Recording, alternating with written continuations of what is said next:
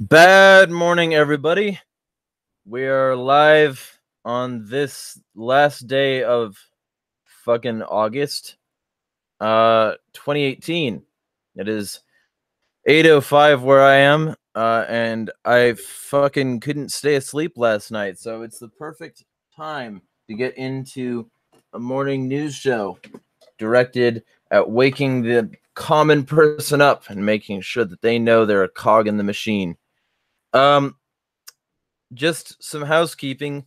We have a Patreon now. Now, before I sort of made the rewards on my own because it was my Patreon. But I'd like everybody to decide generally what they think would be good rewards. This one already has a separate room and status in the fucking Discord server, and you can chat with other patrons and get like exclusive contact with us. So that's already a thing.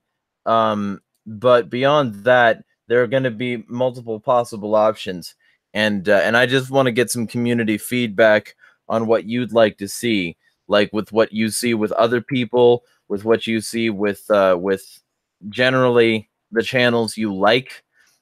So let us know what you would like to see there. And I'm going to blast live now in the Discord server so everybody can get caught up. And yeah, that's the general vibe. But generally, that's the only housekeeping we have so far. I'm gonna get us a couple sponsors today so I can be annoying at the beginning of this broadcast, or well, the next broadcast, like I am at the beginning of the ones on Jeremiah Talks. But I had to say those things for Jeremiah Talks specifically. Brave will probably still be a sponsor though. So generally speaking, that's the only housekeeping. But you will be seeing us not in this Hangouts mode. It'll be still the big flame ball, but we'll all be the flame ball because technically we are all the flame ball. It's not just me or looping it like it was the first day. We'll all be the flame ball. It'll be off to the side. It'll be pretty cool because I'm going to start streaming with OBS probably Monday. And so let us know about any bugs that you see in the OBS stream. And generally, that's, I guess, it. We'll be on DLive, Facebook Live, I think. Possibly Periscope if I can figure out how to work that shit properly. And also fucking obviously YouTube.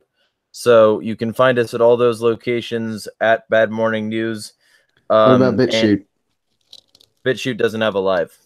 Well, for not everybody watches live. That's the only thing I will say. So you may wonder. Well, they can be cross-posted. We'll talk about that in the admin zone, though. Fair enough. Anyway, let's get into it then, I think. And all right, we got Dexter. Cool. So let's get into the first story, and then I'll get into our, I think, only community-submitted story this week. If you have a story you want to submit also, you are part of the community, so you can definitely do that if you decide to. So yeah, our first story for today is coming from the Free Thought Project. Facebook censors NPR report questioning accuracy of government school shooting statistics. Facebook has the right to censor whoever they want, but this kind of clumsy partisan censorship practice is just begging for government intervention. This was printed on the 30th of August, and it's from, I think, it's from FEE, so it's going to be, it's a cross post. Earlier this week, NPR reported on the high number of school shootings alleged by the U.S. Department of Education. The 240 school shootings detailed in the department's report on the 2015 to 16 school year was significantly higher than other estimates. So NPR, with the assistance of the nonprofit group Child Trends, began doing what good journalists do. They collected data. My colleague shared NPR's article with some 1,100 Facebook followers on Tuesday. It was flagged as spam and removed. Over a period of several months, they contacted every school, where NPR found was startling. More than two-thirds of these reported incidents never happened, NPR reported. A colleague of mine, Sean Malone, shared NPR's article, which carried the headline School Shootings That Weren't, and it was flagged as spam and removed. Facebook crackdown on fake news and hate speech has been well chronicled. There are many reasons to be wary of such censorship. Who decides what is true? Who decides what's fake? Who decides what's hateful? What's most troubling about this case is that it strongly suggests that Facebook is censoring information that conflicts with particular political narratives. This is dangerous. Silicon Valley's clumsy and partisan censorship practically invites intervention from Washington, D.C. Social media tech giants have claimed in court the right to censor users for any reason, even on the basis of religion or gender or sexual preference or physical disability or mental disability. During an April court hearing, attorney for Twitter CEO Jack Dorsey assured California Supreme Court Judge Harold Kahn the power would be used judiciously. Recent events suggest otherwise. I mean, this does go on for a little bit longer, but to be honest, the fact that Twitter is basically saying that investigative journalism is fake news when it's coming from a source like NPR is really quite alarming. Because that one, historically, it's known for having a bias, but it's not known for abjectly coming out with a bald-faced lie on a regular basis, except when everybody else is at the same time. So it's just a bit odd. I mean, I don't know about that. But I mean, NPR is a pretty overt propaganda tool. Normally, yes, but this is sort of anti-propaganda. Well, but here's the thing with that is that it is an algorithm. I mean, Facebook censored AP News the other day. Somebody posted that they tried to post Associated Press and were accused of posting spam. So there's every possibility that this is just an algorithmic thing. Because to be frank, what would they have to gain from censoring the left? Exactly. If they are the left themselves. And if they are doing that, I mean, realistically, if this is a sincere censorship effort instead of just algorithmic blocking, there's every possibility that that these people specifically were just trying to even out the playing field to show that, yeah, this algorithm hits everybody. That would be believable to me, but I would have to see proof before I could say anything to that regard. I'd have to see the bloody algorithm, to be quite frank, because at this point, I'm willing to accept that is an algorithmic fault, but only if that fault also inherently has some sort of limitation bias on it, because mainly because this is the kind of thing that I would expect to see coming not based on source, but based on content.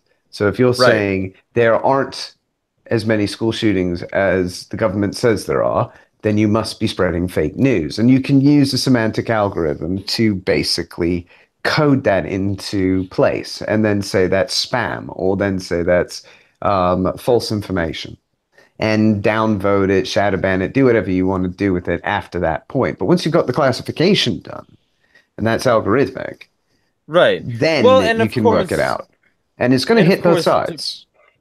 And of course, to be fair, they would never show the public the algorithm because that's a good way to get your algorithm circumvented. Oh, yeah, so 100%. To be fair, they can't do that. Well, to be fair, no, I wouldn't. I don't actually expect them to share their algorithm. But I'm trying to highlight the fact that the only way I'm going to believe that it's purely an algorithmic fault and not something that also implies a forcing of the algorithm itself to deny X content access to the wider world. It's sort of like a catch-22. Yeah, they're creating self-fulfilling prophecy algorithms. Right. Well, because we can't get it, and the fact that we can't get it makes us suspicious. So we're suspicious until we can get it, and we can't get it. So the world is kind of fucked. Somebody's got to have access to that, or at least confirm what is actually going on under there. Yeah, under the hood. Or the snake dies with its tail down its gullet. Yep, one or the other.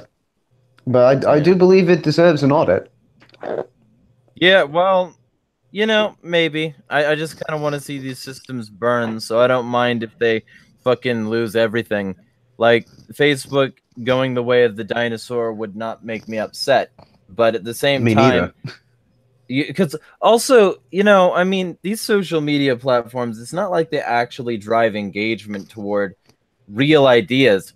They drive engagement toward what suits your bias. That's why I have 16,000 followers on Twitter and 5,000 Facebook friends, and I can interact with maybe 200 or 300 of them at any given time, because my content is not Republican or Democrat. It's not going to confirm anybody's biases. And try as they might, because I'm on 4 Follow Fridays today, my engagements are still in the tank. And Twitter's very transparent about how many engagements you're getting. They tell you how many people are looking at what you post, how many people are clicking on what you post, how many people are clicking the like and the retweet, how many people are clicking your links. They tell you all of this stuff, and my engagements are always consistently 20,000 and below, which, you know, for somebody with 16,000 followers, that shouldn't be the case, especially on Follow Friday, when theoretically there should be more eyes on my content.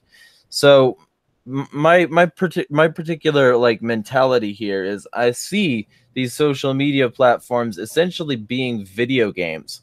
They're not, and that's, you know, it's one of the reasons that I constantly mock people, fucking boomers who say, which are barely people anyway, who say that like, you know, I do real things to entertain myself. I'm not playing some video game.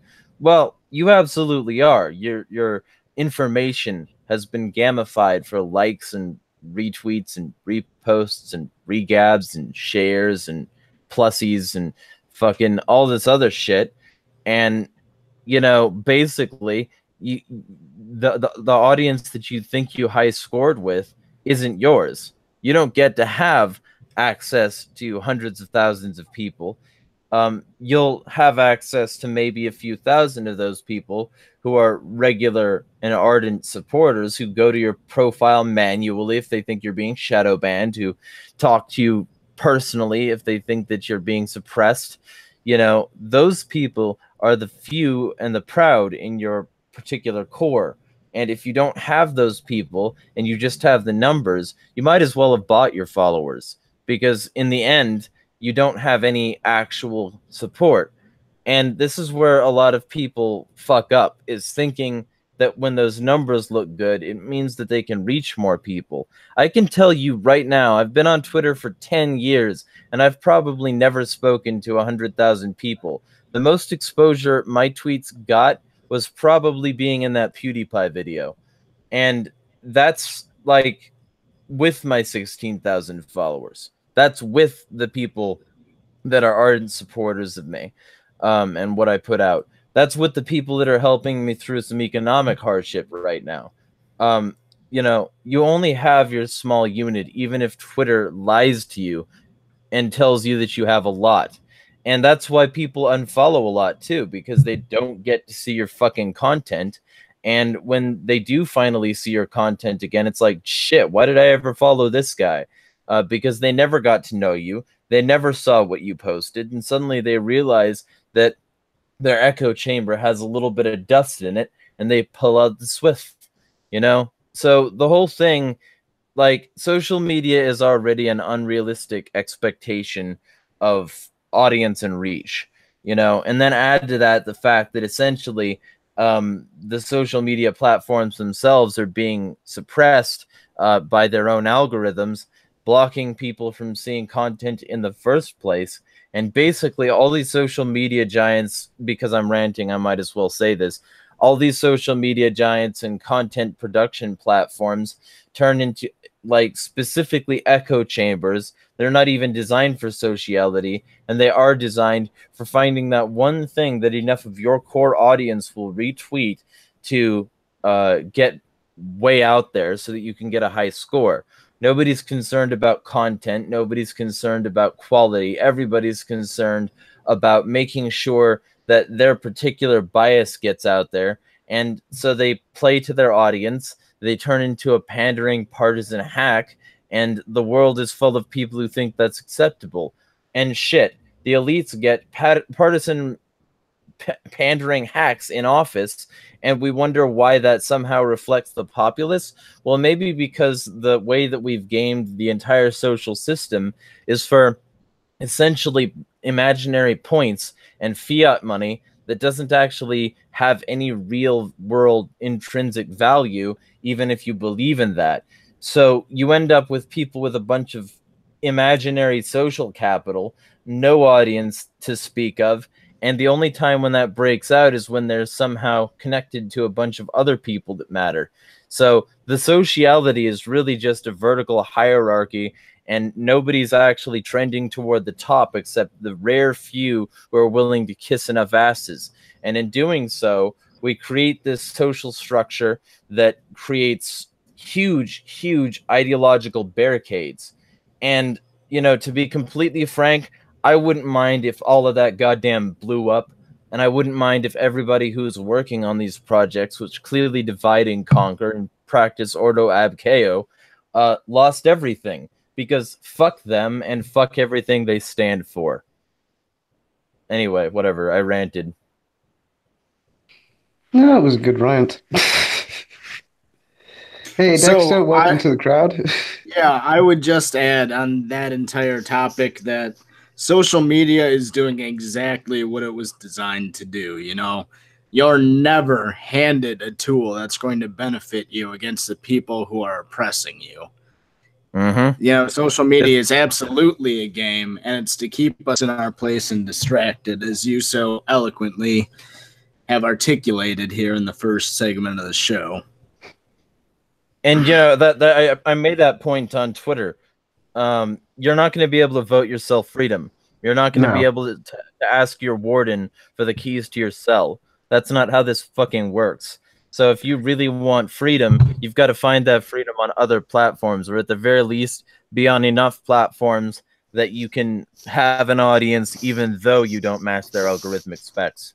Exactly. Diversify your portfolio. I mean, Academic Agent had a debate with Sargon on regulating the internet, and he brought up some excellent points around regulatory capture, and it's that kind of concept that we need to be really fucking scared of in the coming months when this is all going to start coming to a head. Because if you look at Trump's tweets, he ain't ignoring the fact that people are getting pissed off over censorship, particularly on the right, but let's not beat about the bush. They're doing it to everybody because the algorithms are shit.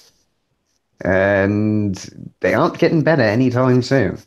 And they won't until there's pressure for them to get better. Because there's no need for them to otherwise. They're making money off of this somehow still. I don't quite know why. But they're still managing to make something out of the ads and out of selling this platform as a valuable tool for businesses. It's beyond me, but hey. Well, I'm not everybody. I mean, keep in mind, billboards don't get impressions. Okay? No. So, and they do get views. Right. So, the passive view is still hugely valuable. And if it wasn't, then businesses who took down their billboards and, you know, subway ads and fucking placements on the back of menus, those people would see no drop if they took down those ads. So these people are relying on a populace with directed and focused appeal to one product and service or another, being constantly bombarded with the information that product and service exists and is providable by them. So being completely realistic, these services are getting their money from people who scroll over the ads, because you don't need a billboard with no tracking capability if you have the ability to see where people are hovering their mouse, and if you have the ability to see how long people stay scrolled over the section of the screen where your ad is.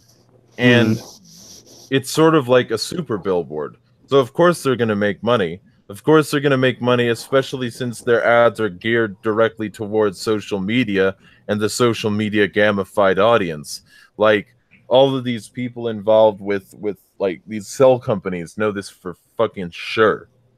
Well, I mean, don't get me wrong. If you know the geolocation of somebody, which is a lot easier to do with something like Facebook, it's very valuable because then you can know whether or not they're immediately targetable for an ad for a company that's right next to them. But beyond geo-targeting and sentiment analysis, there's some severe limitations to how advertising actually works. And the most efficient ways are to find an audience that's already in the market and then sell the product to them from a psychological perspective. Those are taking that two-pronged strategy is extremely efficient. All right, so for the chat, is my voice better at this point? That's what I need to know, because apparently my voice got really deep. Yeah, you have gone a bit Barry White on me, mate. So I wasn't going to say anything because I just thought it was the stream. So it's still there? Oh yeah. Oh yeah. You're That's sounding you're sounding very gruff at the moment. I'm sure the female audience will not mind. Okay, well, I'm going to figure out what this is, because it shouldn't be doing that. No, I figured as much. It was quite an amusing Anyway, y'all sound. can continue. Y'all can continue talking about the news stories we have, if you want to do that right Fair now. enough. So I'm going to figure out what's wrong. Ways.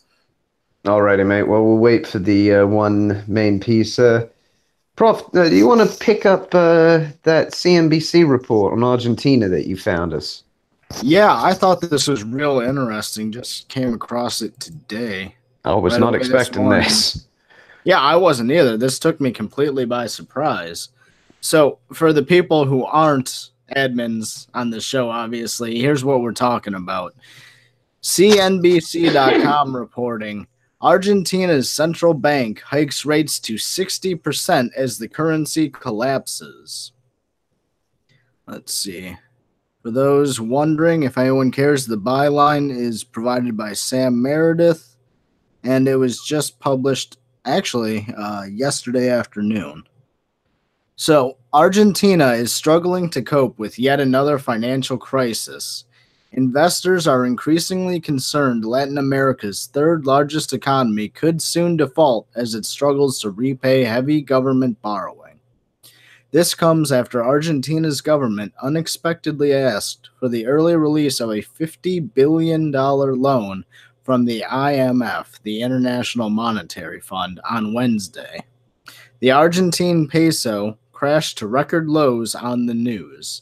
It saw steep losses in the previous session and collapsed another 15% to hit 39 pesos against the US dollar, that as of Thursday morning. Let's see. So the peso is down more than 45% against the greenback this year, exacerbating pre-existing fears over the country's weakening economy, while inflation is running at 25.4% just this year. Let's see. On Thursday, the central bank said it was increasing the amount of reserves that banks have to hold in a bid to tighten fiscal policy and shore up the currency. It hiked rates by 15 percentage points to 60% from 45% and promised not to lower them at least until December. Let's see. Argentina's economy likely to contract this year. The IMF said in a statement Wednesday that it would look to revise the government's economic plan with a focus on better insulating Argentina from recent shifts in global financial markets. And it continues on at that pace for a little while here. But yeah, so apparently the IMF is directly dictating policy to Argentina while their economy collapses. That sounds fun, right, everybody?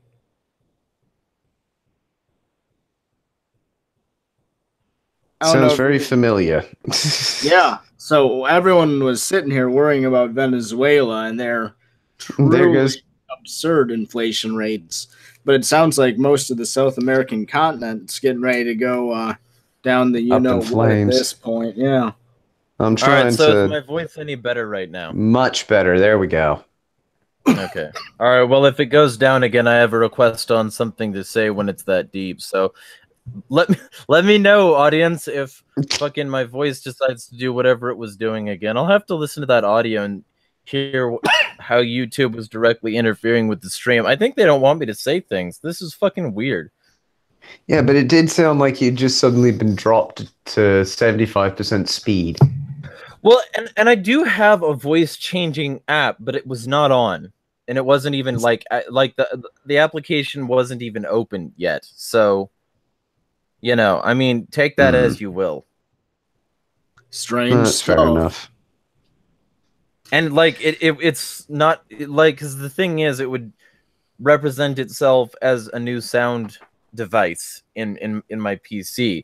It would represent itself as a separate sound device that I would have to activate, and in the drop down menu in the settings, it would have to like show that I have that particular sound device even available, and it doesn't. So Fair enough. whatever. With regards to the article that Dexter just read, I'd say that this is just further examples of centralization failing.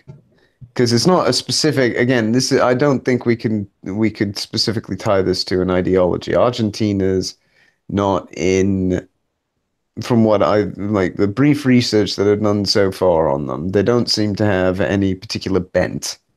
They're fairly not middle on of the far road. end of the spectrum at any rate, right? No, they're not on the far end of either side. And they definitely aren't, could not be considered like a communist group. So the core problem here at the moment seems to be a centralization issue. It even comes out in the quote that they use as a bullet point. I know these tumultuous situations generate anxiety among many of you. I understand this, and I want you to know I am making all the decisions necessary to protect you, Macri said. Basically, giving that responsibility to make all those changes and make all those decisions on your behalf, and you expect that to work flawlessly without everybody. That's unrealistic. I think your expectation that this is just a failure of central planning rather than a feature fails to understand. Well, maybe not understand. Maybe that's too harsh. That's maybe a bit harsh. Appreciate the fact that centralization likes instability because it can centralize further after instability has been created. So Yeah. I would say that this is probably intentional, quote, failure, if it is failure at all. It's a feature. And is yeah, okay. I'm glad we agree on that, because the IMF, the IMF and the World Bank destabilize regions regularly and purposely, because that way first world nations can come in and exploit cheap labor and resources for years and years to come. And that's part of the problem as well. These increased levels of centralization then create increased levels of means to manipulate. And it's that centralization of power again, but it's the type of power in play. Yeah, Patient Zero. That's the issue. Patient Zero in chat on Discord says international motherfuckers. That was fairly accurate. Yeah, I don't think there's a better way to put it. At least not one I've got off the top of my head at any rate. No, I can't think of one either at the moment. I'm gonna look up. Somebody read something else. I'm gonna look up what Finian was mentioning about how this guy has been covering Argentina for a while now, like a couple weeks. Well, I'll hit up that one we got from Anti-Wall earlier. Okay. One, and at some point you need to bring the only community link in the village. Well, here, actually, what I'll do is I'll just post that in the admin zone, and then y'all can read that. Fair enough. Fucking, if you're listening though, you know who sent this. Fucking, there we go. All right, I'll read that, and we'll read that one in a minute, because we've got one that's fairly hot off the press regarding Israel and Syria again, from antiwar.com. DM. Israel won't honor deals reached on post-war Syria. Speaking on Thursday during a visit to the border with Lebanon, Israel's defense minister Avigdor Lieberman declared that Israel will not be bound by any international deals reached on post-war Syria and will not honor any such agreements. Lieberman says Israel considers all agreements and understandings reached to be irrelevant, and that policy will be strictly based on Israel's own military priorities. Clearly, this comment centers on Israel's repeated attacks on Syria throughout the war. Israeli officials have throughout the war said they're opposed to Assad remaining in power, viewing that as tantamount to an Iranian victory.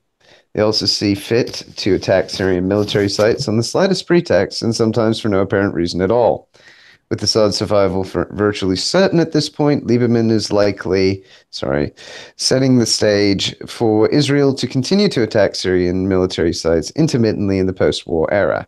And to be honest, that's the conclusion of this one. So it was more of a blurb. But yeah, apparently Israel doesn't give two shits anymore. Yeah, so right off the bat, let's say, quote, military sites, unquote, because we know that military casualties are never limited to military targets, and that's almost by design. Oh, yeah. You know, so this one really struck me because it's significantly more overt in its malice and intent than a lot of well, maybe the best way to put it is there's no propaganda spin on this. There's no rhetoric. Straight up There saying is not leaving Syria. Yeah, there is no rhetoric at all. There is no way to misconstrue this. Sod off everybody. We're going to war. There's really no other alternative to this. It's like, if this guy isn't out, we're going to keep hitting him.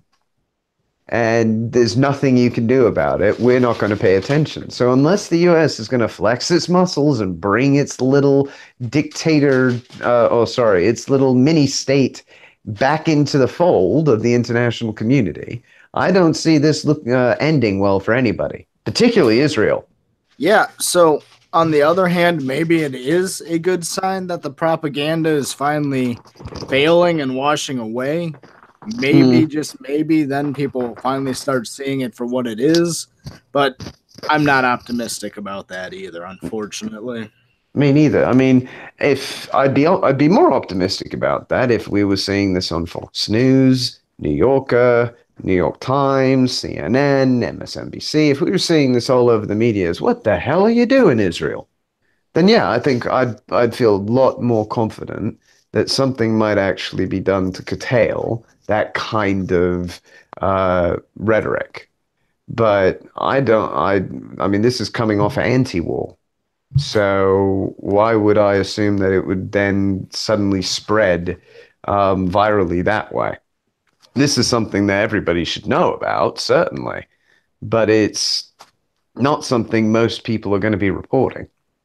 It's only people like us that care on letting people know about this. So there's going to be a limited set. So all of you who eventually are watching this, I do hope you share the information that Israel basically is saying, I don't care what anybody agrees. We're basically going to keep fighting Syria if we want to. Whatever, I do what I want. They're basically the international version of Cartman now. Well, and they always have been, first of all, you know. Oh, I'm being polite. I mean, they're openly the international version of Cartman now. Before it was just sort of contextual. Now it's like, screw it. Let's give up all pretext. We're Cartman. And we're going to shove everybody around. So I can't see much from this guy, but I'm sure that there is quite a bit. If I did a search rather than just scrolling, I'd probably see much more. But Gregory Mannarino, or Greg Mannarino, which is his tag on Twitter, he did post an interesting thing that says the Argentinian peso is massively falling, and that's on CNBC. It's not some weird like fringe site. So it looks like the Argentine peso is at I think historic lows, maybe. And it looks like they may be entirely fucking up. Yeah, and also Turkish lira and Indonesian rupiah. Ooh, that's gonna sting. Yeah, especially because Indonesia is a huge manufacturing sector for cheap goods. Oh yeah, well that's just going to make them cheaper to buy overseas. So it's going to benefit us to begin with, but it's going to cause some serious problems once the labor market gets properly impacted by it. I mean, maybe, but I would think that all these collapsing economies are just going to mean that the goods are going to maybe lower in price compared to what the Indonesian rupiah would be, but they're probably going to raise in price in general. Hmm. I mean, the loss leaders will Over still be time, there, but yes. well, no, but like in relatively immediate sense. I mean, the loss leaders will still be there, but the things that are like priced at a premium to sort of like overbalance the loss leaders and make sure Hmm. that their business remains profitable, those things are going to increase in prices. That's how that's going to work. Fair enough. At least for exports. I mean, Yeah. imports are probably going to also get tariffs because they're probably going to try and centrally manage their way out of this crisis. Mm. No, that's a fair point as well. Yeah, they will, which will then reduce. It's going to become a can of worms extremely quickly as people try and legislate their way out of the pain. And funnily enough, that really doesn't tend to work. Right. Well, and when you start looking, I mean, I like what he had to say though. I'm probably going to retweet this relatively shortly from both this account and the Bad Morning account. He says a summary. This is Gregory Manarino. This is a quote from him. A summary of he's pretty much saying what I said on my fucking massive tweet thread that I have pinned to my profile since 2016. Um, he says a summary of how the system really works. The system is set up to inflate and deflate bubbles. What this does is foster mass transfer of wealth from the many to the few. More cash is made faster when markets fall than when they rise. The public always works for the rich or those in control who happen to be the rich. This mechanism has been going on since time immemorial, and it will never change. The people will never be allowed to control, quote, their money. Moreover, quote, their money is not even theirs. It's owned and owed back to the issuing central bank plus interest, which is printed out of thin air. Gregory Manarino. So, yes, yeah, definitely. It reminds me hugely of my tweet thread, which I could also read, but it's also available on Steemit in more than one place. So you can just go find that as well. Because I pretty much said the same thing. I didn't say it is in its short terms because I wanted to really spell it out for people, and that's why it's one of my most successful tweet threads. But that should tell you anything right there. That proves my point because I've had this pinned to the top of my profile for 2 years now, and I have 16,000 followers, and one of my most successful threads where I've been accused of having a really good point by many people. This thread has at its most retweets of any tweet in the thread 400. So that should tell you something. It's been up for 2 years, 16,000 followers, 400 retweets, and some of them don't even follow me. Mm. So that should tell you something. Whatever though. Go ahead with the. I think we were gonna talk about one more thing before I brought this up, or do you just want me to start reading the next piece? What, anti-war? Yeah. Yeah, go ahead and start it, mate. I think this one's worth it anyway. I think we've sort of rounded up on the fact that Israel's being a dick. Yeah. All right. So this piece is from antiwar.com as well. It's from Jared Kyle. If the U.S. were to follow the rules of warfare written into U.S. military law and treaties to which the U.S. is a party, the U.S., and by the way, this is No More Forgotten Wars and U.S. support for Saudi coalition war crimes in Yemen. The U.S. must immediately end its support for Saudi Arabia-led war in Yemen. We should also marshal all of its diplomatic tools to end the conflict. Since 2015, Saudi Arabia and allies such as the UAE, United Arab Emirates, have been waging a devastating war in support of the former government of Yemen against the current Houthi regime. Amnesty International has called the conflict a, quote, forgotten war because its deadly consequences have failed to rise to the level of international crisis in media or government agendas. However, under former President Barack Obama and now Donald Trump, the U.S. has been complicit in war crimes and the creation of a completely preventable humanitarian nightmare for the people of Yemen. On August 28th, 2018, the United Nations High Commissioner for Human Rights released a report detailing the brutal conduct of the war.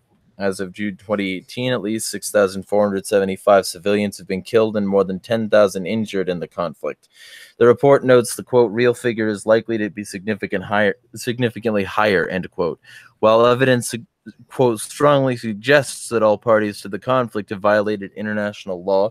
The report is clear that Saudi-led coalition airstrikes are responsible for the largest numbers of civilian deaths and has reportedly bombed and injuries. Moreover, there's significant evidence that the Saudi-led coalition has reportedly bombed civilian neighborhoods, medical facilities, markets, weddings, funerals, and even a school bus full of children.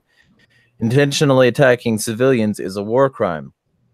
The United States has provided targeting support, intelligence, and mid-air refueling to Saudi fighter jets, enabling its continued bombardment. The U.S. has also sold billions of dollars of sophisticated weaponry to Saudi Arabia, including cluster bombs, a weapon banned by UN treaty and outlawed by the majority of countries in the world. America's actions have been lethal for Yemeni civilians. In the most recent example, news outlets reported in August 2018 that U.S. manufactured bombs killed 40 children and others in a single Saudi strike on a school bus. No matter how it is portrayed in media or by government representatives, aerial warfare is not clean and it is not precise. On the ground, the situation is dire. The UN reports that arbitrary detention and torture in prisons controlled by the UAE-affiliated forces is widespread, and government security forces have a, quote, common practice of abduction and rape of women in order to extort money from victims' families. In the careful language of human rights reporting, the U.S. states that there are, quote, reasonable grounds to believe that Saudi Arabia, UAE, and the government of Yemen have committed war crimes, including rape and torture. Saudi Arabia and its allies have also blockaded Yemen by air and sea, preventing food and life-saving medical supplies from entering the country. As a result, 8.4 million Yemenis were on the brink of famine as of April 2018. The collapse of healthcare infrastructure caused by the blockade has led to the largest series of cholera epidemics in modern history, as many as 1 million people. The conditions in Yemen are unbearable and entirely man-made. Saudi Arabia and its allies, including the United States, are causing massive suffering for millions of civilians. In March, U.S. Senator Bernie Sanders, Mike Lee, and Chris Murphy introduced a bill that would have ended U.S. support for the war. The bill was defeated 55-44, with 10 Democrats joining the Republican majority. Before the vote, Republican Senate Majority Leader Mitch McConnell stated that withdrawing U.S. support would increase the risk to civilians. This argument strains credulity, given that it is Saudi Arabia and its allies that are causing the majority of casualties. Furthermore, if McConnell were concerned about civilian safety, he would push Congress and the Trump administration to bring conflicting parties to a negotiating table. Pursuing peaceful negotiations to end the conflict is an important diplomatic effort in the U.S. The U.S. should take immediately. It must also end its support for states and groups committing war crimes. The preponderance of evidence suggests Saudi Arabia is regularly violating the laws of war, and the U.S. is complicit as long as it continues to enable Saudi actions. It must stop refueling Saudi jets and providing targeting intelligence. Crucially, the U.S. should initiate and pressure other governments to support an arms embargo on warring parties. At minimum, it must immediately suspend all weapons sales to Saudi Arabia. Finally, if U.S. leaders claim to care about civilians in Yemen, they should drastically increase humanitarian aid for Yemenis whose suffering they have caused, and the United States must reopen its refugee resettlement program to displaced Yemenis. From 2015 to late 2016, the Obama administration did not push for this moderate set of diplomatic initiatives, and Trump is even less likely to take these actions. It is therefore incumbent upon Americans to call and write and go to their elected blah, blah, blah. Yeah, well, I don't think that'll help much. But that's the general end of that article. No disrespect to you, Jared, if you're listening to this. I just don't think that voting and blah, blah will help Trump see the light of day on this. If there's not a dollar bill attached to the end of this stick, he's not eating it. It's not like he's into health foods. Carrots aren't good enough. Oh, I'm not inclined to disagree on this one. Because, I mean, Jesus Christ, I didn't realize about the famine. I knew the rest of it, but... Oh, but dude, this is actually par for the course. Everybody should look into Al-Shifa. Al-Shifa is an emblem I use but it's normal. Everything Yeah. that took place with the bombing of Al-Shifa is normal. And that sort of thing kills like thousands of people regularly. Al-Shifa killed, like the bombing of Al-Shifa, the pharmaceutical factory, resulted in the immediate death of like, I think close to 100 people. And then the effects had like 30,000 plus people die of preventable diseases because of things that they weren't able to get treated because of the pharmaceutical factory bombing. So effectively, Clinton provided a slow death for Be specific, which one? Just for the audience. Which Clinton? The president. Okay. Bill. Not the Secretary of State. Yeah, no. Well, I mean, because she had her hand in a few thousand deaths as well. But yeah, no, her husband that's why I'm trying to clarify it. Oh yeah, I've got no love for Billy Boy because of what happened. But he was likable. God damn it. Yeah, so I mean, it's most con men are really likable people. That's why they're con men. Yeah, well, I'm not that nice. I think he was likable because people are dumb and because they're not interested in being smart. They liked how affable he was, but they weren't willing to look behind the veneer and see, hey, he's killing a lot of people, which is the reason Trump gets support, which is the reason Obama got support, the reason Bush got support. There's a smiling face sticker on top of the entire deadly operation, and most people can't see past the yellow.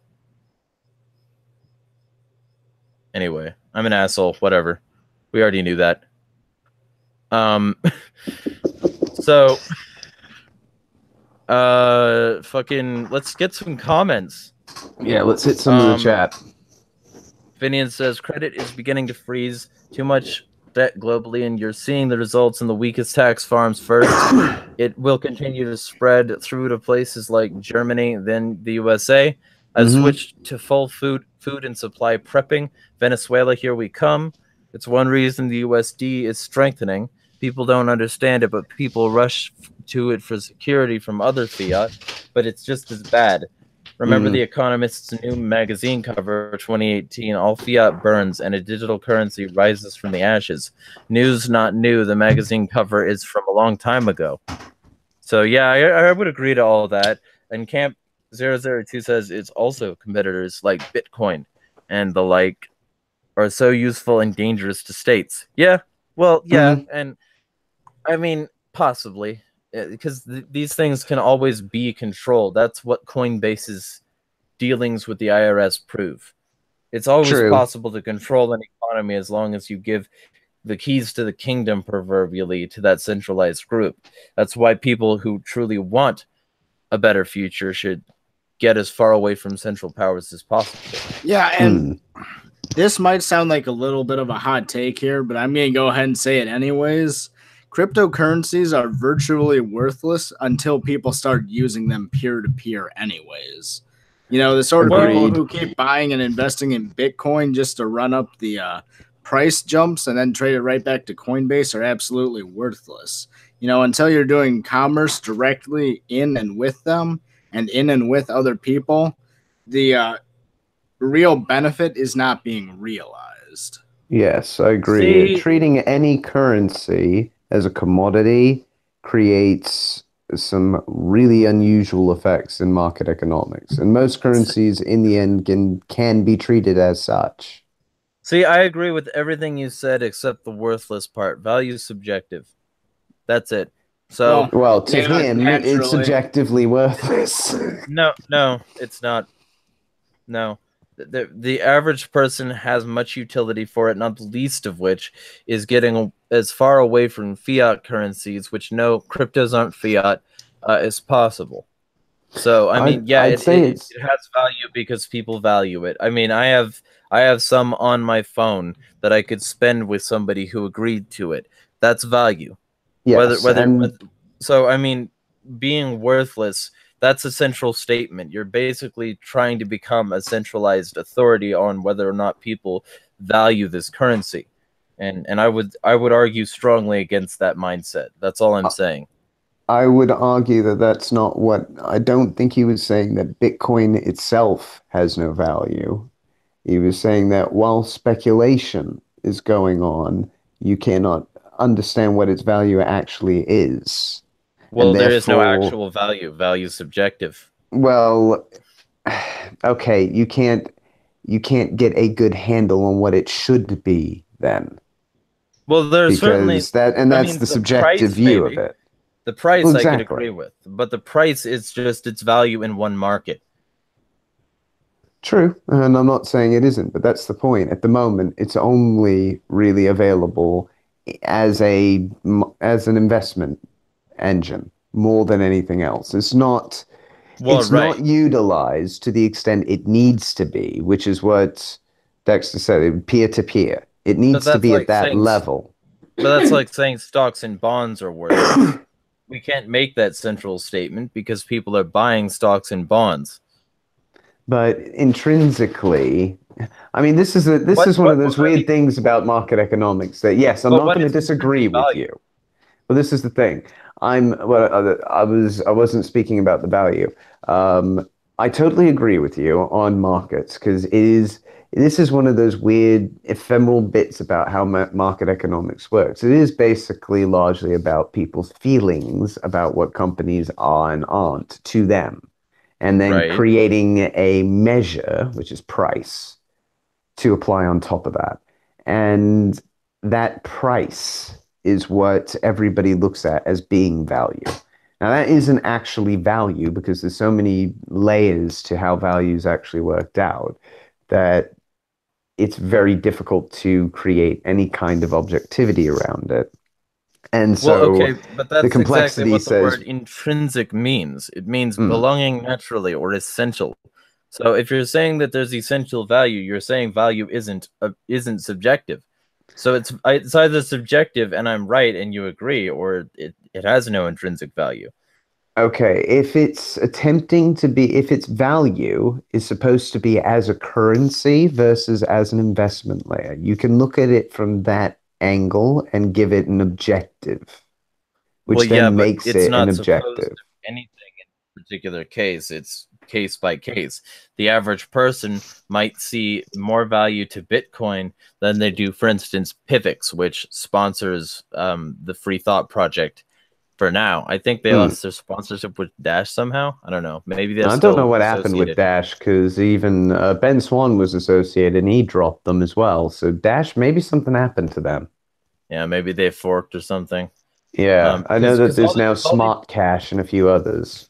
all these institutions have a core dev team, and sometimes those dev teams sort of fuck it up, like Bitcoin Core sort of fucked Bitcoin up. Um, but that's the point, right? So the Well, Free if you're Thought trying Project to, values Pivx, but most people haven't heard of it. yeah. If you're trying to form an objective value structure, then you're basically telling the Free Thought Project they're wrong. Okay. What I'm trying to say is that you can use cryptocurrencies as the market of cryptocurrencies as either an investment layer or as an actual currency. When you try and use it for both purposes at the same time, any Well, right, there's a analysis conflict of of the interest. exactly, and any analysis of value at that point becomes so complex to work out that Well, it tends to turn So, into a bubble gentlemen, bust any system. an gentlemen, analysis of price for sure, but not an analysis of value. Value is subjective, price isn't. True. if I can interject here, we had another comment in the Discord from Patient Zero. Hmm. If crypto's value is based on the fiat it can be exchanged for, then it That's is the based on price. something that has no intrinsic value. Faith is what gives it value. No, And I no. think Okay, so you can respond definitely. Go ahead. I'll say what I'm saying afterward. so. My point's obviously unrelated just from the direction you're going to go. I can tell already. But I just wanted to say that adoption is the faith that will give it its value as its own currency and means of exchange, rather. So, I do think faith gives cryptocurrencies value, but that has to Mm. come with adoption, is what I was going to say. Yes. Well, see, first off, I don't like the faith gives it its value statement because that comes from a misunderstanding and misappropriation of the term. Of the term fiat. Fiat does not mean faith. It does not mean confidence. It means decree. It means No, that wasn't the implication that fiat. No, but it is, because it's talking. He's talking from the same perspective that I've heard countless people speak from, and you can correct me if I'm wrong, patient. But essentially, the argument is that fiat means faith-based value, when it doesn't. What it means is it's coming from decrees, and that isn't based on faith at all. That's based on accepting and knuckling under to prevailing values. And if you don't, you're likely to get Gaddafi'd. So he's responded. Probably should have said subjectivity. Remember, quote, based on the full faith and credit of the American people. Okay, sure, but at the same time, the Constitution says that money is only gold and silver. So realistically speaking, even the paper that was exchangeable for gold and silver isn't money according to that. So what we're talking about in terms of that clause is still separated from fiat in its inherent nature. So we're not talking about fiat currency. We're not talking about faith-based currency. We're talking about decree-based currency versus asset-backed currency. That's what we're talking about. We're going to have to wrap this up in a minute, but I did want to quickly throw this out, though, because if something is based on a decree, then whatever is making the decree must be believed, correct? No, you don't have to believe somebody if they point a gun at you. Okay, but if it's, well, you do if you want to survive. No, you don't have to believe them. You just have to do what they say. You don't have to believe that their shit is worth gold. You just have to do what the crazy person says until the gun is out of your face.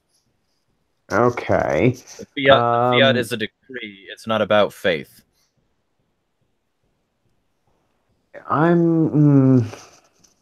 That's what fiat fucking means. Well, no, I know it's what it means. I'm not disagreeing with you on your definitions. I just have to think a bit. I'll have to come back to you on that one, because I do feel that decree often does bind people with a form of faith, or, in a sense, duty, which I consider to be a form of faith.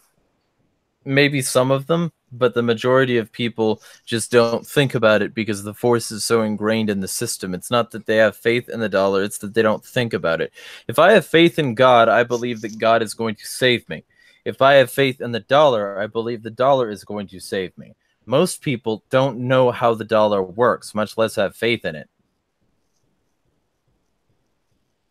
Well, I'd say that just because faith is kind of what you tend to have in something that you don't know how it works. That's kind of the principle of faith. You can know how something works with no evidence that it exists. Oh yeah, I'm not saying that. That's how math is, basically. You have evidence it doesn't exist, but it works. That's how religion is. I'd say it's the other way around. You have. Are you gentlemen ready to wrap this up?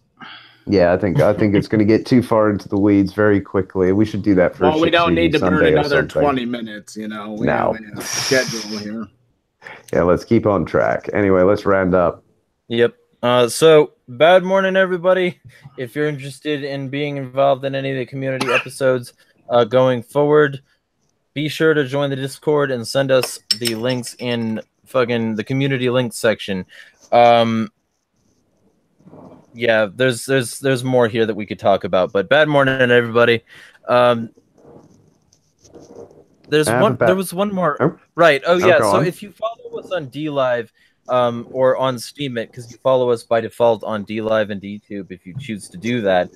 If you follow us on Steemit, you'll be able to get access to our DLive streams, and you can then upvote us. The more upvotes we get and split between us, the better a show we can do. So consider doing that, because the faster this becomes like automated, essentially, the faster this is on tracks, the faster we can consistently provide a fantastic service to you. So consider doing that while I fucking belch into my mic. And be well, everyone. Bad morning. Just a quick shout out as well to anybody interested. We are still looking for hosts for this show as well.